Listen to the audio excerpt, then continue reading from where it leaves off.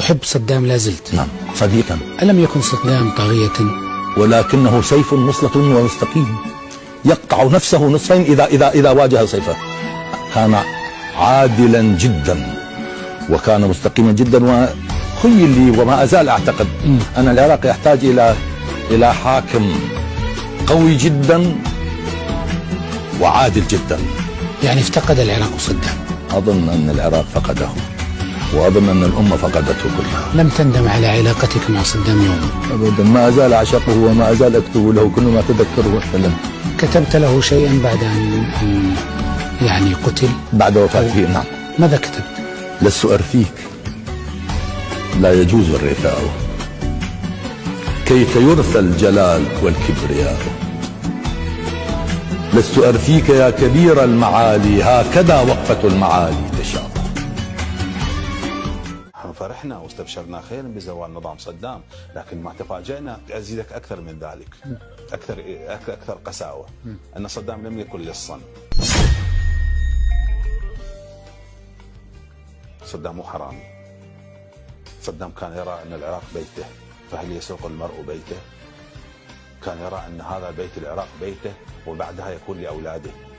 أكو واحد يبوق شباك بيته ويخلي أولاده يحرمهم من عنده. لكن المستأجرين ماذا يفعلون؟ كل 4 سنوات يأخذون ما يستطيعون من هذا البيت لينتقلوا إلى بيتهم اللي هو في لندن وفي الدول الأخرى. أنتم مستأجرون ولستم ملاك. صدام كان يرى أنه بنفسه أنه مالك بيت، ملك العراق، مالك العراق. القادة والقوى السياسية تقصد أنه مو من أهل البيت؟ لو كانوا من أهل البيت لتنازلوا عن جنسياتهم.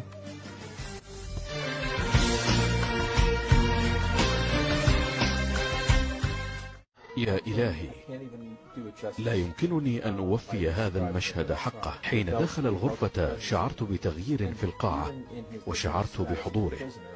كان له حضور طاغٍ رغم وضعيته كسجين. كان أحد أكثر الأشخاص كاريزمية وهيبة. أنا صراحة أفاجأ بهذا الوصف لشخص ويفترض عدوه أو خصمه من الطرف الآخر، خصوصا إذا ما قورن بذلك اللقاء الشهير لعدد من المعارضين السابقين العراقيين الذين أصبحوا حكام العراق الجدد.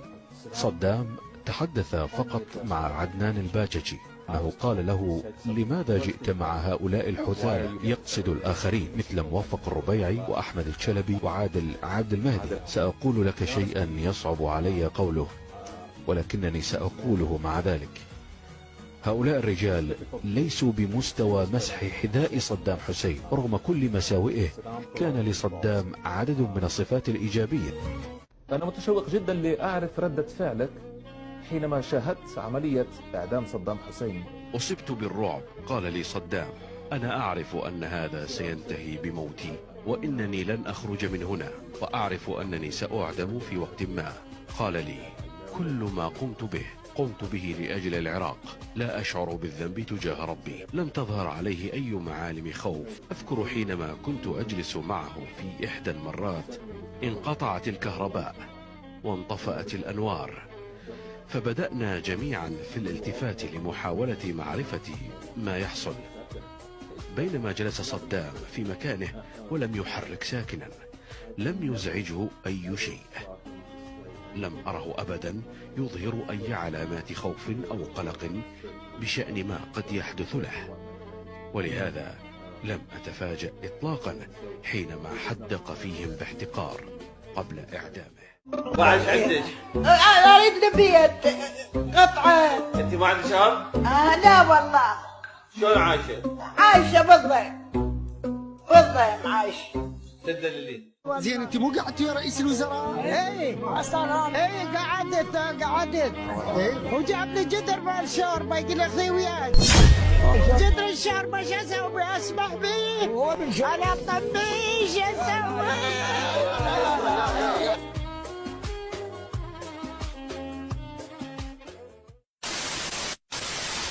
ما عندك بيت؟ يا راح نضيف بيت. البيوت الجديدة ملحانة إن شاء الله. وراح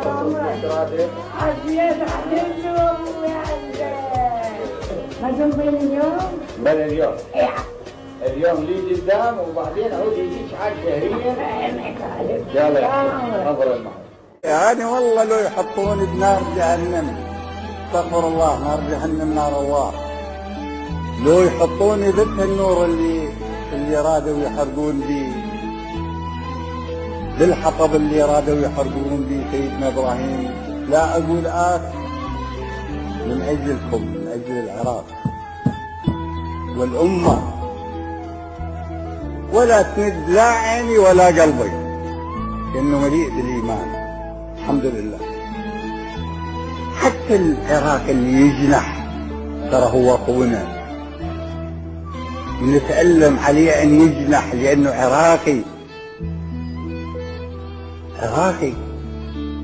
ونتألم مثل ما نتألم على واحد من امتنا يجنح لانه من امتنا.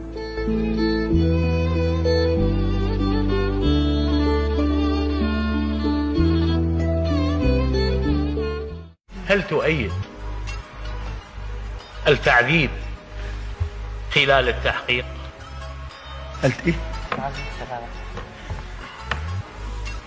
انت اي اجراء اتخذت على تعذيبي وانا رئيسك اثناء التحقيق وقبل التحقيق؟ نعم انا اقول لك اي اجراء اتخذت؟ نعم، المحكمة الموقرة امرت بتشكيل لجنة، لان انت ذكرت. نعم انا اجيبك، انا اجيبك.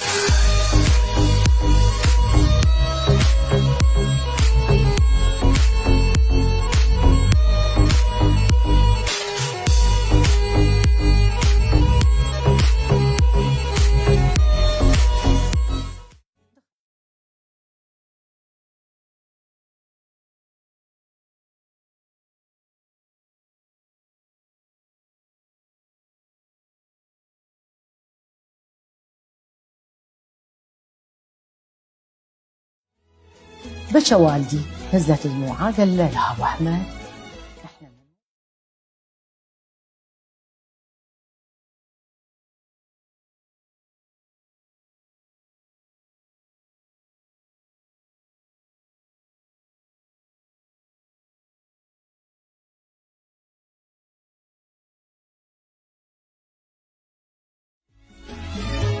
شهامته وشجاعته مثلا الفائقة للحد، يعني بعض الأحيان شجاعته غير مقبولة، يعني الناس يقولوا له ما يصير هالشكل تسوي، يعني هو كان قائد عام قوات مسلحة يوصل إلى الخطوط الأمامية بالجبهة، يعني مرة من المرات صار خطر وضعه، يعني قصة معروفة يتأثر. نعم.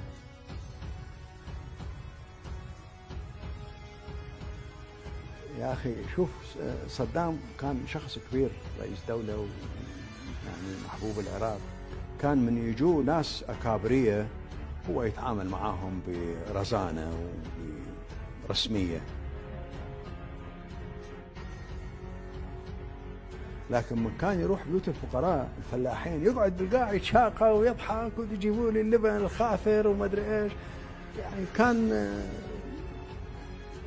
كان شعبي.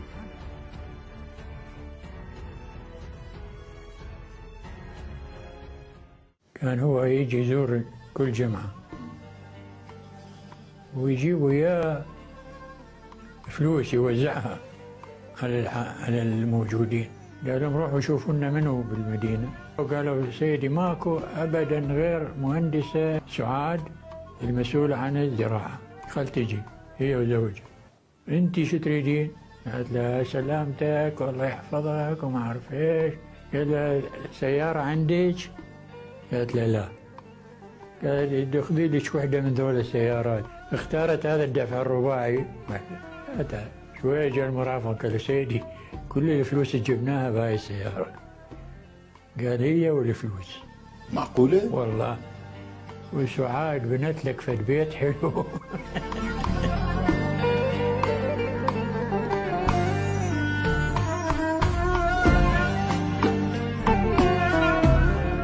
اجى جندي قال انت عدنان؟ قلت له ايه. قال تفضل وياه. فتحت الباب شويه بواعي شفت صدام حسين قبالي. انا من الصوره ماله تسترقع انفعل. ظليت اشمر يمكن نص دقيقه بالباب. شو الرجل قال تفضل عدنان. والله فتحت الباب وفتت قام الى نص الغرفه، حضني هالشكل فد لقاء يجنن بشرف. دق جرس جيبوا لنا قهوة. يعني محتفي بيك؟ هي مفاجأة كبيرة، يعني أنا ما أتوقع أشوف رئيس جمهورية. قال أمك شلون الربو مالها؟ عجيب، هذا منين يعرف؟ كلمة زايدة ما اسمع، شو يسوي يعني؟ ما اسمع، كلمة زايدة من الدخول. اسكت.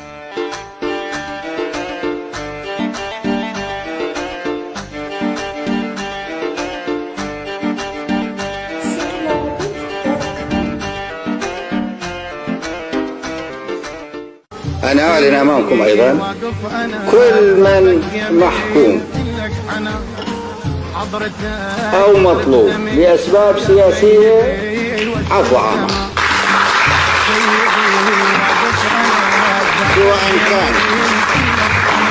سواء كان داخل العراق أو خارجه، إلا العملاء اللي اشتغلوا كعملاء جواسيس اللي إيران والجيش الإيراني المحكوم. هذه مسألة طبيعية أن تكون خارج هذا، وإلا ما عدا ذلك فالكل داخل العراق، اللي بالسجن يطلع واللي خارج السجن عفو، وخلنا نبدأ من جديد. جت اشتكي من الوكيل، هذا الوكيل كلش رديء، شلون غيرك وقف